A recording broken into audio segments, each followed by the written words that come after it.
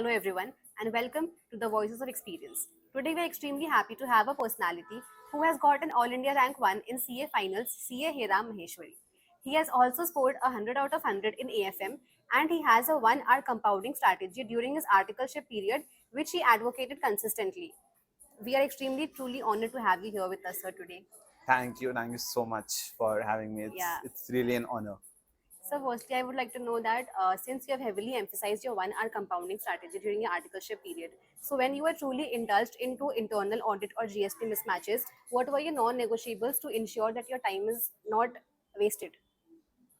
Get it.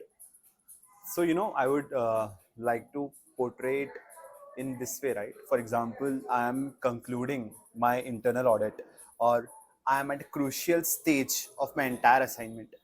I would like to prioritize my entire energy into that particular assignment, so that two things happen. One, I get the best learning out of it. Second, my principal is very happy from my work. But in that case, right, when I'm prioritizing my work, which is say an audit or a GST assignment over my studies, one might argue that eventually that would compromise my exam, right? So what do? Say I have Monday, Tuesday, Wednesday, Thursday, Friday, Saturday, 6 days of work. I lose 1 hour every day, which was my target of studying. On Sunday, I would skip one plan. I would not go to that cricket match, or I would not go to a movie with my parents or with anyone else, and rather study for an additional 6 hours more than what I would have thought of in the initial stage. So I would honestly compensate my time of internal audit with a Sunday 6 hour study. So, at those days when you did not get that 1 hour to study, would you feel guilty for not studying for that 1 hour, or No, you so were? see, initially for around a couple of months or so, I did feel guilty, but then later on, I realized that it's okay to not study every day. At the end of the 3 years, what matters is whether I was able to complete both my targets or not. Was able to complete my articleship well? Yes. Was able to complete my studies well? Yes. Then that's a win-win, right? Okay, so moving to the next question. Yeah. So scoring 100 out of 100 in AFM is phenomenal. And since you have cleared CFA level 2, what do you suggest students to bridge the gap between academic learning or understanding real-time investment and portfolio management? All right, I think that's a very trick question. At least what I would advise the CE finance students is, one, for the real-time investment, it's completely your choice, right? Your interest, whether you'd want to go into that area of finance where you research about companies, industries, and find out what are the good stocks to invest. That is completely on your interest. But for the academic point of view, at least what I would suggest, you need not have complete practical knowledge. You just need to you just need to be sure that whatever is there in the book, right, of the advanced financial management subject of the ICA module, not your faculty's book, you should be thorough with each and every concept, not just practically but more or less in an academic point of view, so that when in the exam a question comes, you are able to solve it. At the end of the day, don't need to show to the examiner that you are investing in this stock, right? You need to show that this is the XX standard deviation of your portfolio. So I think just academic learning is enough for AFM. Yeah. And other subjects, like is it important to have that conceptual clarity or academic learning is enough? I would say again, see, similar answer, right? Your interest matters a lot. Do you have an interest in audit? Do audit more. That would help you in your exam. You have interest in GST or DT, do that more. That would help you in exam. But see, we all know, right? We have that 3 years of articleship. Sorry, now it's 2 years. 2 years. 2 years of articleship. So in that, I would try to emphasize on the fact that take the maximum out of it. In 2 years, get hands on everything what you can. Do financial reporting, in days reporting, try to do taxes, GST. I'm sure that is not very much possible in a situation where you are in a big four, or say you're doing industrial training. But try to speak to friends who are in, say, a mid-sized firm, or who are, say, in a different field, and understand how it is practically to do GST or DT. Because see, in subjects like these, which are core of a CA, the taxation, the audit, in the exams you would find one or the other times they would ask questions which would completely relate to the practical life, and in that case, if you know the answer of it, right, you get ahead of the curve. So it's very important to have a practical tinge in those subjects. Moving on to the next question, sir. Yeah. Students nowadays usually rely on the 6 month study period rather than studying during that articleship phase.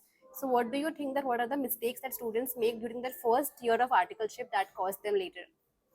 All right. So in terms of time, at least I would think it's okay, right? You can study later also. At the end of the day, you need to study now or either later. You have to study, right? But what plus did I get by studying earlier rather than later was when say I studied my complete my financial reporting thing. I learned a lot of Ind ASs. I was able to implement that in my firm. I was selected as one of the few people who knew Ind AS and to do and to do audit of client, which was listed. So you have to know Ind AS, right? So you get that hands-on practical exposure as and when you learn. And say I learned Ind AS 109 today, I implemented it in the next week. I will never forget that. That is the edge that you build over others when you study along with your articleship. Correct. Yeah. So also, as you have seen the May 2026 AFM paper, that was really tough. So it made it really clear that only memorizing RTPs is not enough. Yeah. ICI needs interpretation and real-time adjustments. So the students who are going to appear in the next attempt, how do you suggest them to take a shift from the preparation from academic learning to real-time conceptual clarity? All right. So see, in academic learning also, right, there are two aspects. I am not suggesting you to go home and search about 5 stocks and understand which stock to invest in. But in academic learning also, right, there is a practical aspect that you need to know. For example, there is a question on standard deviation, right, of a portfolio. One way to do it is to just understand the formula that x is the formula. You do this, you do square, you do the root, and you get an answer. That's the typical academic learning which people normally say, which I don't advocate for. Rather, I would advocate for a learning, say, what is standard deviation? It is the risk of a portfolio. There are two stocks A and B, both have different risk, but you combine them in a portfolio, the risk of the overall portfolio goes down. This is the conceptual understanding that you build along with the academic learning, right? Now you're calculating that SD, the standard deviation, but you know what is behind those numbers. Once you try to get this kind of understanding behind each and every formula, each and every concept, I think that is when your academic learning is complete with a tinge of practical learning as well. Correct. Yeah. Would you like to tell our audience about your 1 hour strategy in detail, please? 1 hour strategy, like what would you want me to cover in the 1 hour strategy? What is your 1 hour compounding strategy that you All right. follow? So see, what I did earlier in my articleship was I summed up entire durations of multiple subjects. For example, in FL there were say 500 hours of lectures. In audit there are 200 hours. In AFM there are 300 hours. I did so and I got to a number where say it was close to around 2,500 hours. Then I was thinking that, yeah, not all the people say it's very difficult to complete your lectures along with your articleship, right? 3 years. At my time, it was 3 years. Now it's 2 years. So I'm sharing my experience, right? So 3 years, you don't get time. There is a lot of work off season, on season. You cannot complete. I used to think, man, on the weekends at least we are free, right? What are you doing on the weekends, on the Saturdays and Sundays? What are you doing on the weekdays? So what I tried to do, I tried to allocate 1 hour every day, say Monday, Tuesday, Wednesday, Thursday, Friday, that 5 hours, and Saturday also 6, and 3 hours on Sunday. That is 9 hours a week. And then I tried to divide the entire duration of the lectures by 9, right? And then divide it again by 1.5. That is the speed that I watched, right? Then I understood that I need to just study for X number of weeks and I'm done. I was like, if it's that simple that you just need to study 1 hour every day and say 4 or 6 hours every Sunday, then it must be easy, right? But then I understood one thing, that on paper it seems very easy that you study 1 hour every day and you study 6 hours on Sunday. But at the end of the day, when you come home after doing a 12-hour long audit, you don't feel the urge of studying and you miss the consistency. You cannot study each and every day. I think that is what most of the CA students lack. To have that raw consistency, no matter what happens, no matter you had a long day, no matter you had a short day, no matter you had a bad day, no matter it is raining, it is summer. You study each and every day for just 1 hour. That 1 hour compounds to huge payoff later on. Basically, consistency is the key. Consistency is the raw consistency is the key. No matter you are not understanding it completely, karo, fir bhi karo. You just show up every day. Showing up every day is more important than anything else. Now we'll move to the rapid fire round. Of course, One subject you secretly hoped wouldn't appear in the exam. audit. Of How many course. times did you calculate your expected marks before the result day? I think post my exams I calculated once. The day before my results I calculated 5 times. 5 times. Yeah. The first person you called after seeing AIR1 on the screen. No, actually the president called me for that I That's got great. AR That's one. great. One study habit that everyone should copy from you, and one they definitely shouldn't. One study habit that everyone should copy from is a cumulative revision. Whatever you are studying today, study again tomorrow for an hour, study again day after tomorrow for half an hour. That really builds upon your neuron system like anything. And one habit that anyone should not copy from my study routine is study for 4 hours at a stretch. I don't think that's sustainable for everyone.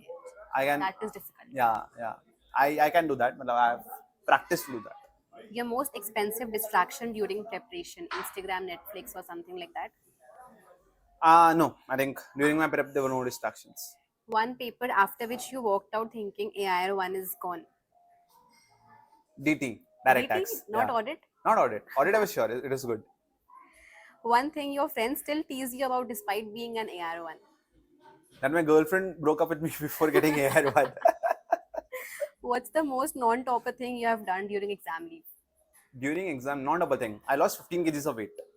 15 kgs of weight. Yeah, I was around 100 kgs odd of weight, and I did intermittent fasting, workout, lot of things, and lost 15 kgs.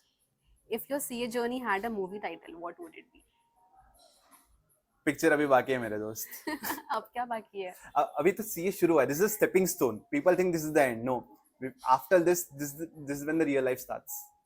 Lastly, tea, coffee, or pure panic before exams? I think coffee. Coffee. Yeah. No panic. No panic. The less panic you have, the more efficient you are in an exam. Thank you so much, sir. It was really great hosting you. On behalf of the ICASA team, I would really like to thank you. Thank you so much, Ashika. It was great.